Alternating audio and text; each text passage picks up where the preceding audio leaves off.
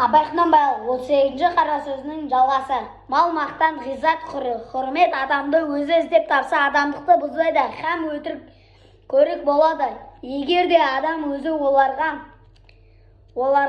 табынып іздесе, таппаса да адамдығы жоғалады. Енді ақиқат сүйіп, шынды білмек құмарың бар болса, адамдыққа лайық ықыласты құлағыңды қой. Әуелі дін исламның жолындағы пәнделер иманның хақиқатын білсін. Иман дегеніміз бір ғана инанмақ емес, сен Алла тағаланың бірлігіне, уа Құранның аның сөзі екендігіне, уа пайғамбарымыз Мұхаммед Мұстафа саллаллаху алейхи уәссәләм анның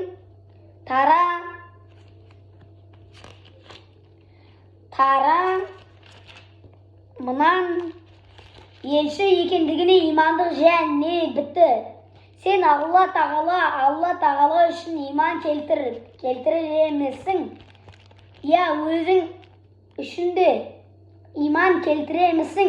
Сен иман келтірмесең де Алла тағалаға келер ешбір кемшілік жоқ.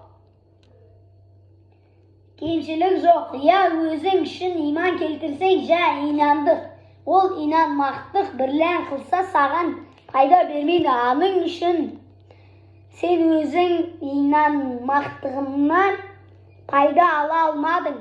Пайдаланамын десең, пайда береді, кәміл иман болады. Пайданы қалайша алуды білмек керек. Сіз әменту биллахи кәмә ухуа бисмайхи уә сифахатти дедіңіз. Ол есім Аллалар, һәммә ол Алла тағаланы хиқыл ғазимлерінің аттары.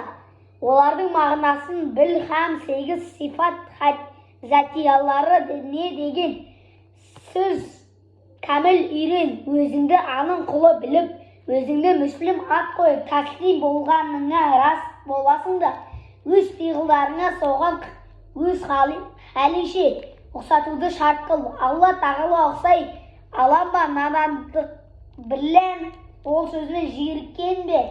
Ұқсамақ дәл бірдейлік дағуасы бірлән емес, соның